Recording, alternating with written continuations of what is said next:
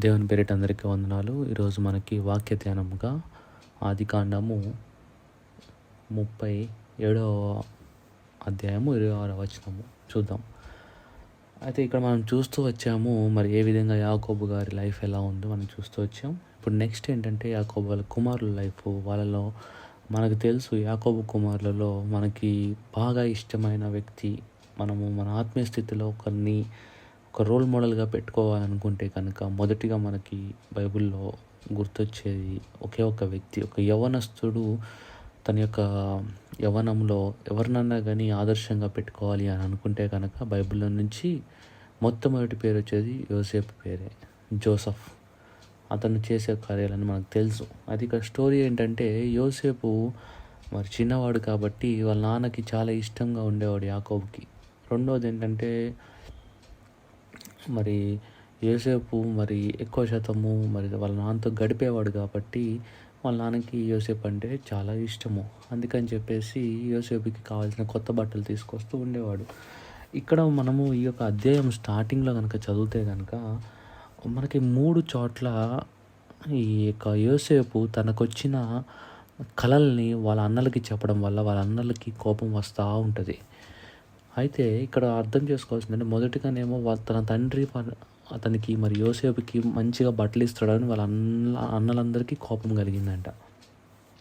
తర్వాత ఎప్పుడైతే యోసేపు కలలు కని నేను మీకన్నా ఎక్కువగా దీవించబడతా అన్నట్లు కలలు వచ్చినాయో, ఆ తర్వాత మనం తల్లిదండ్రులు అందరూ కలిసి కూడా నన్ను మొక్కినట్టు కలలు వచ్చినాయో, ఈ కళలు వాళ్ళకి చెప్పడం వల్ల ఇంకా ఎక్కువగా ద్వేషం పెరిగి అంట అసూయలా తయారైందంట. చాలా జాగ్రత్తగా ఉన్నాం. మనం కూడా ఒకరిని ద్వేషిస్తూ ఉన్నామా? మంచిదే, ఓకే. వారి పట్ల ద్వేషం ఉందా? దాన్ని ఎక్కువ రోజులు కొనసాగించకండి. అది అసూయలా తయారయ్యి మనల్ని పాపం చేసే విధంగా ప్రోత్సహిస్తుందేమో. జాగ్రత్తగా ఉండాలి. అందుకే దేవుని యొక్క వాక్యం సెలవిస్తుంది, మన కోపం ఎట్లా ఉండాలంటే సూర్య అస్తమయం అంటే సన్సెట్ అంటే ఒక దినం కన్నా ఎక్కువసేపు ఉండొద్దు. ఒక దినంలో 12 అవర్స్ అవుతుంటే పగలపూట 12 అవర్స్ అవుతుంది. ఆ 12 అవర్స్ కానీ ఎక్కువసేపు ఉంటుంది ఒకరి మీద కోపం కానీ ద్వేషం కానీ అని చెప్పేసి బైబిల్ సెలవిస్తుంది. అలాగే ఒకవేళ నీ అన్నతో నీకు ఇంకా జగడము గొడవలు ఏమైనా ఉంటే కనుక నువ్వు ముందు దేవుని యొక్క సన్నిధికి వెళ్ళి మీ అన్న దగ్గరికి వెళ్ళి సమాధానపడి అప్పుడు దేవుడి సన్నిధికి రా అని ఉన్నాడు. అలాగే నువ్వు నీ అన్నని చంపావా అంటే డైరెక్ట్గా చంపాల్సిన అవసరం లేదు, కానీ నీ అన్నతో జగలమాడినా ఒకరినొకరు చంపుకున్నట్లా అని చెప్పేసి దేవుడు చెప్తున్నాడు. కాబట్టి ఈ విధంగా మనము ఈ యొక్క కోపము, క్రోధము అనే ఈ మనిషిలో ఉండాల్సిన మంచిని తీసివేసి, ఆ మంచి హృదయాన్ని తీసివేసి, ఆ మాంసపు హృదయాన్ని, ఆ యొక్క దయాగుణాన్ని తీసివేసి రోజు ఒక వ్యక్తిని మనం ద్వేషించడం వల్ల అది మనల్ని ఒక మృగంలా తయారు చేసి మనల్ని పాపం చేసే విధంగా ప్రోత్సహిస్తుంది. కాబట్టి ద్వేషించుడి, కోపపడుడి, కానీ పాపం చేయకుడి అని దేవుడి వాక్యం సెలవిస్తున్న విధంగా కోపపడుడి, ద్వేషం అనేది ఉండొచ్చు, కానీ అది 12 అవర్స్ కన్నా ఎక్కువ ఉండకుండా చూసుకోండి. అది ఎందుకంటే చివరికి మనల్ని పాపంకి నడిపిస్తుంది. అయితే మనకు తెలిసిన విషయం, ఇలా జరుగుతున్నప్పుడు అన్నలందరికీ కోపం వచ్చింది. ఒకరోజు అన్నల కోసం ఫుడ్ రెడీ చేసి యాకోబు అన్నలకి ఇచ్చిరా అని చెప్పేసి యోసేపుకి ఇచ్చి క్యారేజ్ ఇచ్చి పంపించాడు. అన్నలందరూ దూరం నుంచి వీడిని చూసి వీడు వచ్చాడురా బాబు, మన మీద మళ్ళీ మనం అనుకునే మాటలు, మనం చేయబోయే తప్పులన్నీ తండ్రికి ముందే చెప్పేస్తూ ఉంటాడు. అలాగే మనం అంటే వీడిని మొక్కుతామంటే వీడు మనకన్నా గొప్పవాడైపోతాడంట అని చెప్పేసి వాళ్ళని మరి భయపెట్టాలనుకున్నారు, చంపాలనుకున్నారు. ఏ విధమైన కానీ ఒక దురాలోచన. ఎందుకంటే కోపడి చివరిగా అసూయ అనే వాళ్ళకి వచ్చింది. కాబట్టి అసూయ వచ్చిన వాళ్ళు పాపం చేయడానికి రెడీ అయిపోయారు, చంపేద్దామని చెప్పేసి రెడీ అయిపోయినప్పుడు మరి పెద్దవాడు రూబేన్ ఏం చేశాడంటే, మనం అతన్ని ప్రేమించి లేదు చంపొద్దు, ఎలా చంపుతాం, అలా వద్దొద్దు అని చెప్పేసి మనం వీడిని బావిలో మన చేతిలో మనం చంపకూడదు అని చెప్పేసి ఎలాగలా తప్పించి తర్వాత వెళ్ళి ఆ బావిలో పడేసిన తర్వాత వెళ్ళి మళ్ళీ వాడిని బయటికి లాగుదామని అనుకున్నాడు రూబేన్ పెద్ద అతను. కానీ ఆ విధంగా ఆ బావిలో పడేద్దామని చెప్పి బావిలో పడేశారు. మళ్ళీ తర్వాత బావిలో పడేసి మరి రూబేన్ ఎటు వెళ్ళాడో తెలియదు, కానీ మళ్ళీ రూబేన్ వచ్చే లోపల ఇక్కడ యూదా యొక్క పిచ్చితనం స్టార్ట్ అవుతుంది. యూదా ఎన్నో అతను? 4వ అతను. రూబేను, సిమియోను, లేవి, యూదా. యూదా 4వ అతను. ఈ యూదా లేయకు పుట్టిన కుమారులు. ఈ యూదా ఏం చేశాడంటే ఆహ్, ఒక దురాలోచన చేస్తాడు. ఏం దురాలోచన చేస్తాడు? మన తమ్ముడిని మనం చంపితే ఏం లాభం మన చేతులతో? మన రక్త సంబంధిని మనం చంపకూడదు కదా! అదిగో దూరంగా ఇష్మాయిలీయులు అంటే ముస్లిమ్స్ వాళ్ళు ఐగుప్తుకి వెళ్తున్నారు వ్యాపారం చేయడానికి. కొంతమంది స్లేవ్స్‌ని బానిసలను తీసుకొని వెళ్తున్నారు. మనోడిని కూడా వాళ్ళకి అమ్మేద్దాం. అటు మన తమ్ముడిని మనం మన దగ్గర నుంచి తీసేసినట్టు అయిద్ది. రెండవదిగా మన తండ్రి దగ్గర నుంచి దూరం చేసినట్టు అయిద్ది. రెండోదిగా మనకు డబ్బులు కూడా వస్తాయి కదా! సో 2 విధాలుగా మనకు బెనిఫిట్ అయిద్దని చెప్పేసి చూడండి ఎంత కుయుక్తి గల ఆలోచనలు చేశాడు యూదా. సో యూదా అక్కడితో ఆగాడా అంటే మరి అక్కడితో తమ్ముడు వదిలేసాడు. తమ్ముడిని అమ్మేశారు. తమ్ముడు వెళ్ళిపోయాడు. ఇక యోసేపు వెళ్ళిపోయాడు. ఐగుప్తుకు తీసుకెళ్ళబడ్డాడు. మరి యూదా యొక్క పాపం అక్కడితో ఆగిందంటే ఆగలేదండి. 38వ వచనంలో చూస్తే యూదా ఏం చేస్తాడంటే వాళ్ళ మిగిలిన సహోదరులను కూడా వదిలేశాడంట యూదా. అంటే యూదా యొక్క లైఫ్ మనం ఒకసారి స్టడీ చేద్దాం. యూదా యొక్క లైఫ్ 4వ వాడు లేయా కన్య కుమారులు 4వ వాడు యూదా యొక్క లైఫ్ చూస్తే మొదటిగానేమో తన తమ్ముడిని మరి నీచమైన కార్యం అమ్మేద్దామని చెప్పేసి డబ్బులు ఆశపడి చేశాడు. తన సొంత తమ్ముడిని అమ్మేసుకున్నాడు. రెండవదిగా తన యొక్క అన్నదమ్ములందరి నుంచి కూడా తను దూరం చేసుకున్నాడంట. మూడవదిగా అతను బయట అన్యుల యొక్క కుమార్తెను పెళ్లి చేసుకున్నాడంట, కానానీయుల కుమార్తెను. నాలుగవదిగా తను ఒక వేశ్య దగ్గరికి వెళ్ళాడు.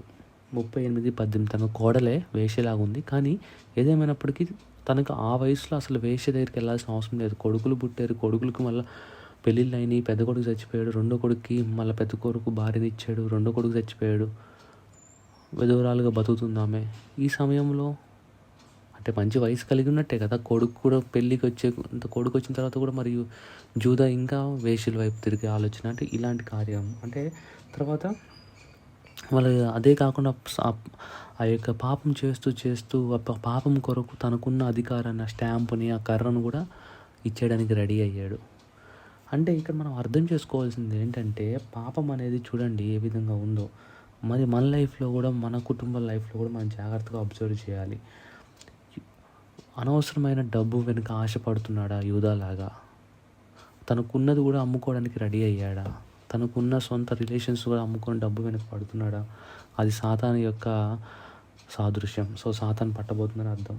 రెండవదిగా తనకున్న వారందరి నుంచి దూరం అవుతున్నాడా? తనకు ఉన్న ఫ్యామిలీ నుంచి ఎవరన్నా వ్యక్తి దూరం అవుతున్నాడా? ఉన్న సమయాన్ని తన ఫ్యామిలీతో గడపకుండా ఇతర విషయాల్లో గడుపుతూ, తన ఫ్యామిలీతో గడపకుండా, తన భార్యతో గడపకుండా, తన పిల్లలతో గడపకుండా ఎక్కువ సమయాన్ని ఒంటరిగా ఉండడానికి గడుపుతున్నాడా? అది సాతాను వైపు వెళ్తున్నట్టు అర్థం. మనకి సాతాను పట్టబోతుందని అర్థం. మూడవదిగా బయట వ్యక్తులు, బయట ఎవరిని దేవుడు చెప్పిన నిబంధన, అలాగే తన తండ్రి కూడా నిబంధన చేశాడు. ఏంటంటే ఇక్కడ వారితో పెళ్లి చేసుకోవద్దు, నీ వారిని నువ్వు పెళ్లి చేసుకో. ఇక్కడ వారు అన్ని దేవతలను పూజిస్తారు కాబట్టి వారిని పెళ్లి చేసుకుంటే వారు నిన్ను అవతల పక్కకు త్రిప్పేస్తారు. కాబట్టి ఇక్కడ వారిని వద్దని చెప్పి దేవుడు ఇచ్చిన ఆజ్ఞ కూడా మర్చిపోయి ఇలా చేస్తున్నారు. అంటే దేవుని యొక్క వాక్యము, దేవుని పట్ల, దేవుని యొక్క మాట పట్ల భయభక్తులు అనేది కూడా ఉండవు. సో అలా అవుతున్నా కానీ ఆ వ్యక్తి సాతాను వైపు వెళ్తున్నట్టు. ఒకదానికొకటి లింక్ అనమాట. ఒక పాపం చేయడంతో ఇంకో పాపం అట్లా పాపం తర్వాత పాపాలు అనమాట. అలాగే మన ప్రాస్టిట్యూషన్, వేశ్య, అది కూడా దేవుడు చెప్పిన ఆజ్ఞే. దాన్ని మితిపోయి తర్వాత ఇవన్నీ కాక మరి ఇవన్నీ చేస్తూ అనుకుంటాడు నేను చేసే పనులు ఎవరికి బయటకు తెలియలే అనుకుంటున్నాడు. మరి ఇప్పుడు కూడా పాపం చేసే వాళ్ళు చాలామంది అనుకుంటారు నేను చేసే పనులు బయటకు రావాలి అన్నట్టుగా అనుకుంటారు. కానీ ఖచ్చితంగా ఏదో ఒక రోజు అవి బయటకు వస్తాయి. ఇదిగో చూడండి ఏం చేశాడు చివరికి. తన కోడల చేత మరి కోడల ముందు తలదించుకోవాల్సిన పరిస్థితి వచ్చింది అతను చేసిన తప్పు వల్ల. సో కాబట్టి ఈ విధంగా మరి పాపం అనేది ఒకదాని తర్వాత మనిషిని పాపం నుంచి పాపానికి తీసుకువెళ్తుంది. కాబట్టి మనం కూడా జాగ్రత్తగా ఉండాలి. పాపం అందుకే ఇవన్నీ దేనికి చెప్పబోతుంటే ఎగ్జాంపుల్గా చెప్పాలంటే అసలు ఇవన్నిటిని బట్టి ఏమర్థమవుతుందంటే పాపంలో స్వతంత్రత లేదు. అంటే మనం పాపం చేసే వ్యక్తికి స్వతంత్రత లేదు అంటే అర్థమైందంటే పాపం చేసే అతనికి మళ్ళీ మంచి వైపు వెళ్ళడానికి స్వతంత్రం దొరకదు. పాపం చేసే వ్యక్తికి పాపం తర్వాత పాపం తప్పితే ఇంకా అతను ఏమి చేయలేని పరిస్థితి అయిపోతాడు అనమాట. అందుకే ఆ పాపాన్ని మనం కనుక విడిచిపెట్టి దేవుడి దగ్గర ఒప్పుకుంటే కనుక దేవుడు మనకి ఫ్రీడమ్ ఇస్తా అన్నాడు. అవునా కాదా? దేవుడు మనకి ఏమి ఇస్తా అన్నాడు? ఫ్రీడమ్ ఇస్తా అన్నాడు. ఆ పాపాన్ని విడిచిపెడితే గనుక, ఆ పాపాన్ని విడిచిపెట్టి మనం గనుక ఒప్పుకుంటే గనుక మనకు ఫ్రీడమ్ ఇస్తాడు. ఏంటి ఫ్రీడమ్ అంటే, దేవుడిలో ఫ్రీడమ్ అని అంటది వాక్యం. దేవుడిలో ఫ్రీడమ్ ఉంది అని అంటే ఏంటి, దేవుడు ఉన్న ఫ్రీడమ్ ఏంటంటే, మనం పాపములో కాకుండా పరిశుద్ధులుగా కూడా జీవించే ఆ యొక్క ఛాన్స్ మనకు దొరుకుతుంది దేవునిలో. అటు నువ్వు పాపానికి వెళ్ళిపోవచ్చు, లేకపోతే దేవునిలో కూడా బతకొచ్చు. ఈ చాయిస్ అనేది నీకు దేవుడిలో యేసు ప్రభు ఇవ్వగలుగుతాడు. దేవుడిచ్చిన స్వతంత్రత ఇది. అదే పాపంలో అనుకో, ఇంకా నీకు నో చాయిస్. పాపం తర్వాత పాపం చేస్తూ వెళ్ళిపోవడమే. సో కాబట్టి గలతీ 5:1 చూస్తే కనుక, గలతీ 5:1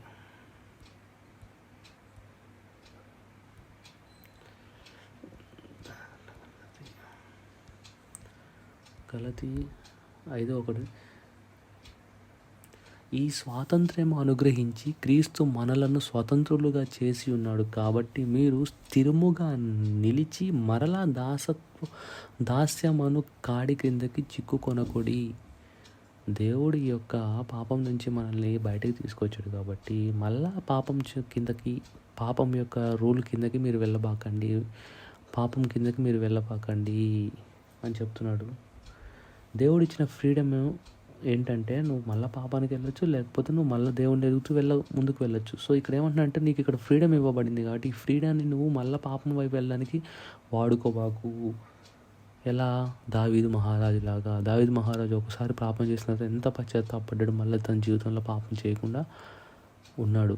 సో ఆ విధంగా, ఎందుకంటే పాపం అనేది మీకు సింపుల్గా చెప్పాలంటే, పాపంలో ఫ్రీడమ్ లేదు, స్వతంత్రత లేదు అని అంటానికి అర్థం సింపుల్గా ఒకటి చెప్తాను చూడండి.